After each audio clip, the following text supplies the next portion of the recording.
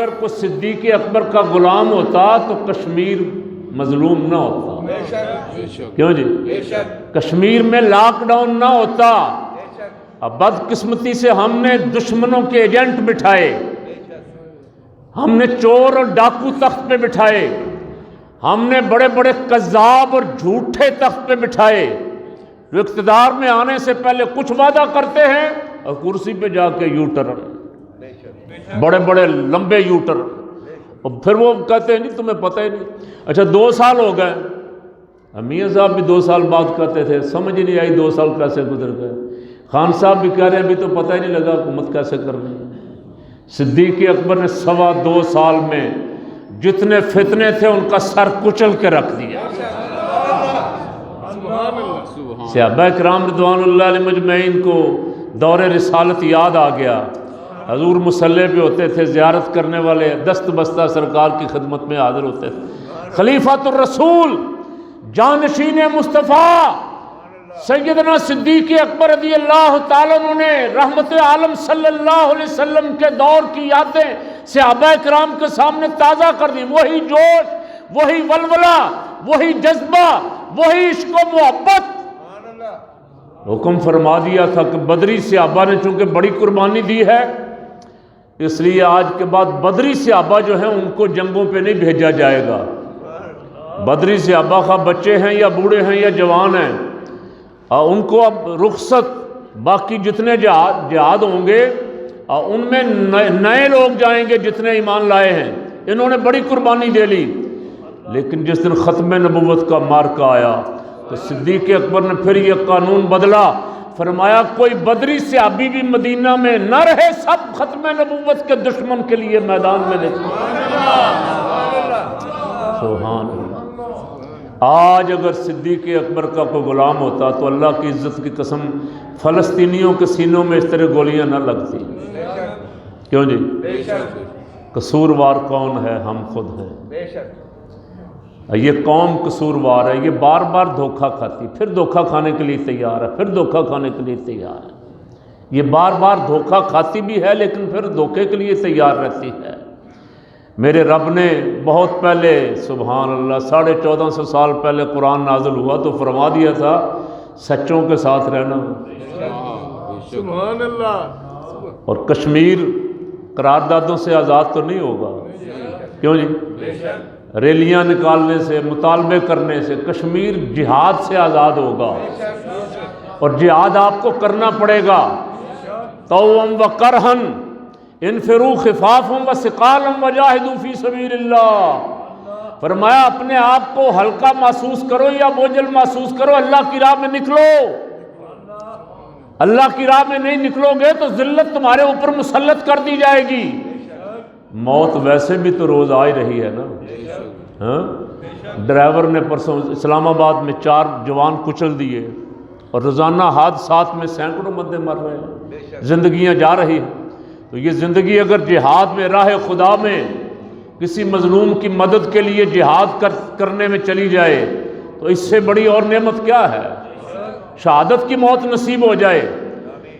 تقریباً اس وقت 1.5 ارب سے زیادہ مسلمان، 1 ارب 60 کروڑ کے قریب مسلمان، اور 1.5 سال ہو گیا کشمیری لاک ڈاؤن میں ہیں.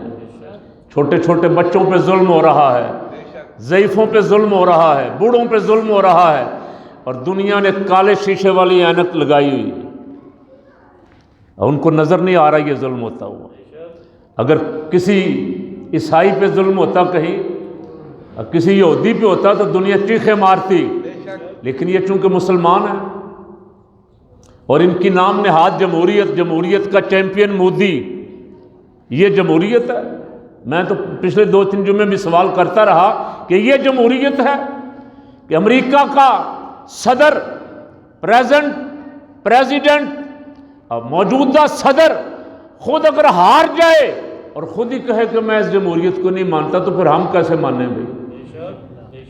خود اعلان کر دے کہ یہ فراڈ ہے، یہ دھوکہ ہے.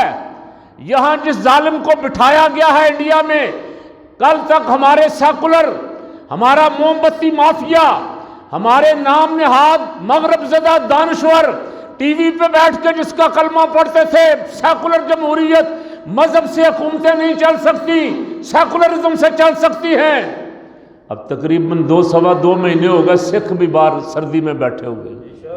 کیا جمہوریت یہ ہے کہ 2 کروڑ انسان مطالبہ کر رہے ہیں اور ان کا مطالبہ بھی نہ مانا جائے؟ یہ جمہوریت ہے؟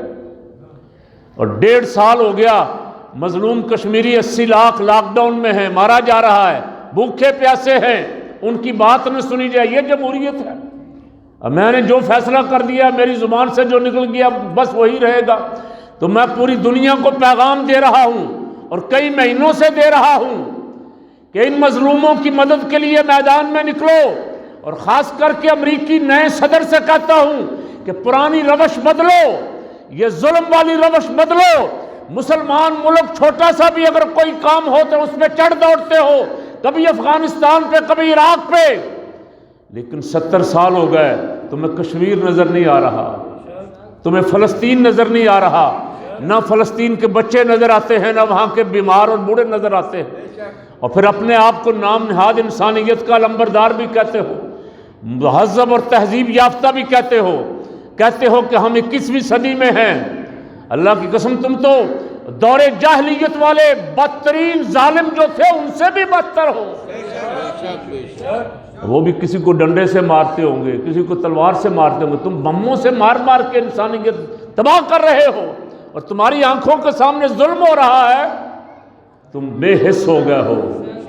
میرا آج آپ سب کا ہمارا مطالبہ ہے افواج پاکستان سے اور حکومت پاکستان سے کہ کشمیریوں کی امداد کے لیے، کشمیریوں کی آزادی کے لیے میدان میں نکلو، پرواہ نہ کرو۔ جب میدان میں آؤ گے، ایمان والے جب ایمان والوں کی مدد کے لیے میدان میں آتے ہیں تو خدا کی مدد بھی ان کے ساتھ، مصطفیٰ کی مدد بھی ان کے ساتھ۔ جب تک ڈر کے گھر بیٹھے رہو گے، کسی دن یہ پاگل کتا مودی تم پہ حملہ کرے گا خود، پھر بھی تو لڑو گے نا؟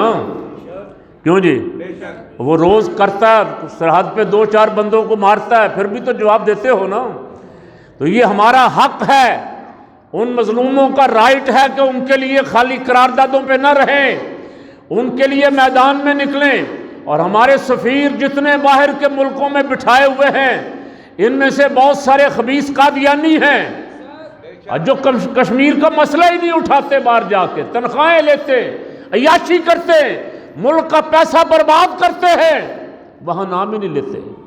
وزیر خارجہ صاحب، ان سفراء کو جو باہر بٹھائے ہوئے ہیں ان کو متحرک کرو، لوگوں کو بتائیں مسئلہ کشمیر ہے کیا، لوگوں کو بتائیں کس طرح ظلم ہو رہا ہے۔ فلمیں یہاں پی ٹی وی پہ نہ چلاؤ، پوری دنیا میں یہ فلم چلاؤ، اور 1 مہینے کے اندر اندر اس مودی کو اتنا گندا کر دو کہ ہر انسان اس سے نفرت کرنے لگ جائے۔ جس دن تم ارادہ کر لو گے کہ ہم ان مظلوموں کی مدد کے لیے نکلیں گے، انشاءاللہ کشمیر آزاد ہو جائے گا۔